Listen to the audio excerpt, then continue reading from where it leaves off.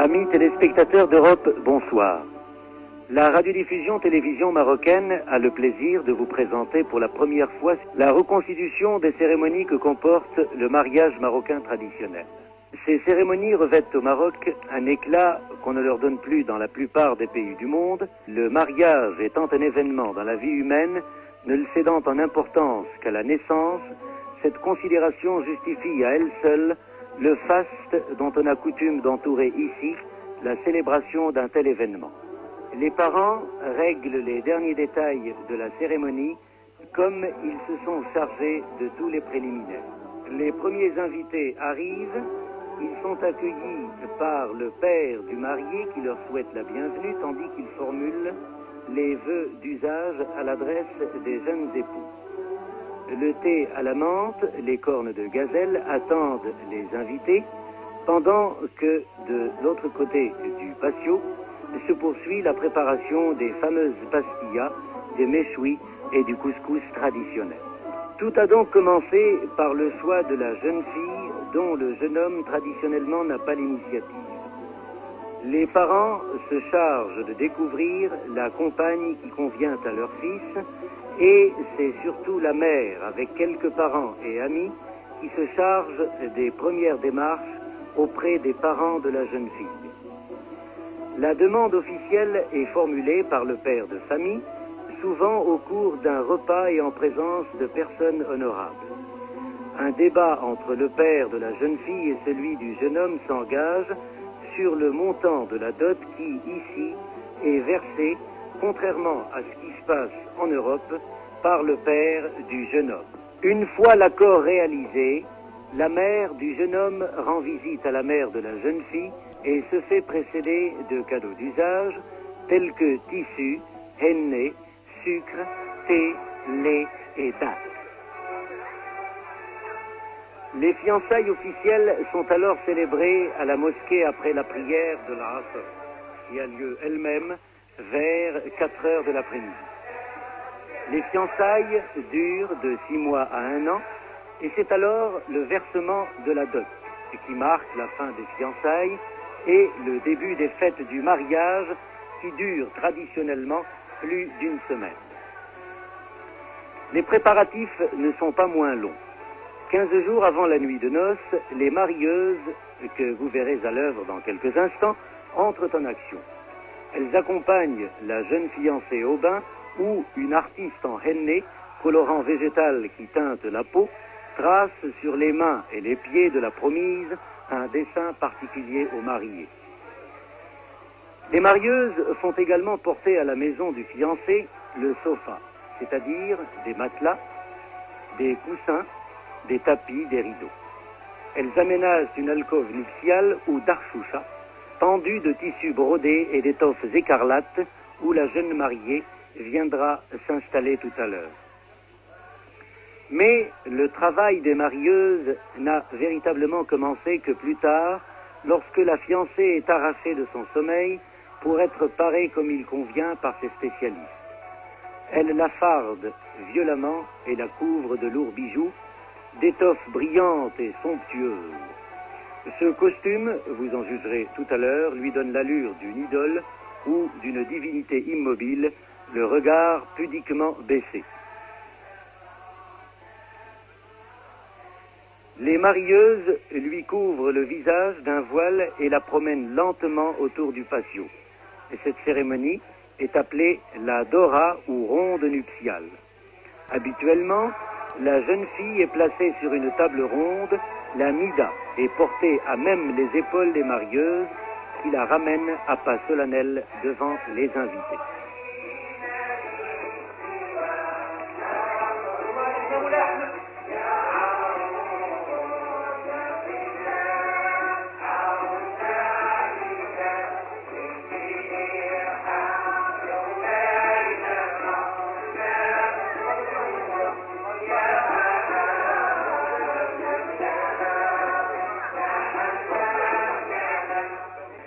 Hahiya l'Arousa.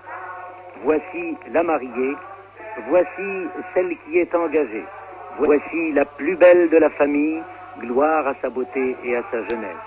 Elle est douce comme le miel et le sel n'a pas encore gâté ses joues.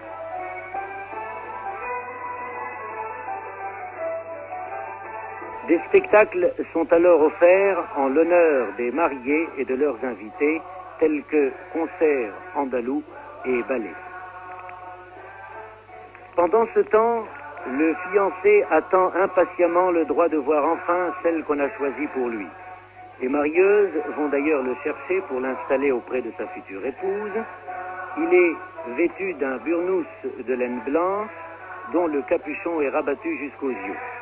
Il gagne l'alcôve nuptiale accompagné de la marieuse principale.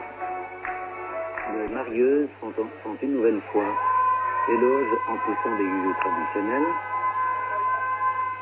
après quoi elles feront pivoter le mari face à son épouse, soulevant le voile qui couvre son visage et laissant les deux époux se regarder pour la première fois et échanger leur premier baiser. Les divertissements se poursuivent.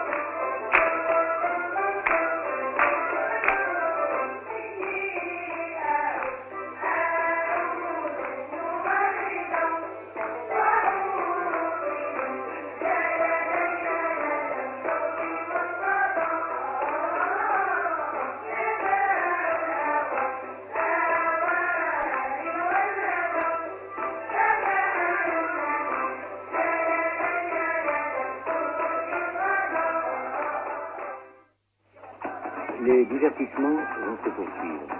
Après les élèves du Conservatoire national de Rabat, ce soir, les danseurs sont venus tout spécialement de Marrakech. Ce sont les fameux Gnawa de la place Zema El-Fna et leur sardouche tourbillonnée.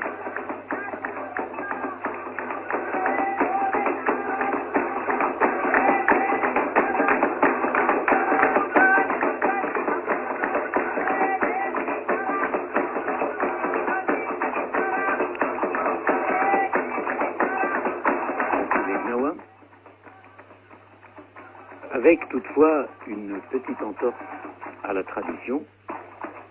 Vous remarquerez en effet au passage, c'est le Gnawi numéro 1, cathédrale, qui se trouve au centre de la piste, une petite concession au rythme yéyé, certains pas de cette danse ayant été convertis, selon leur inventeur, en twist Gnawa.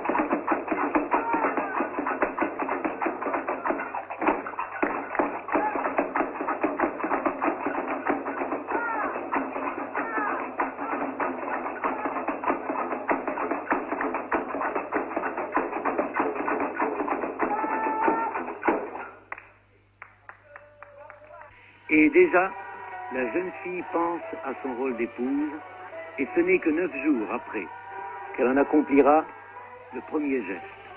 Symboliquement, elle confectionnera un pain, preuve de son attachement à son nouveau foyer.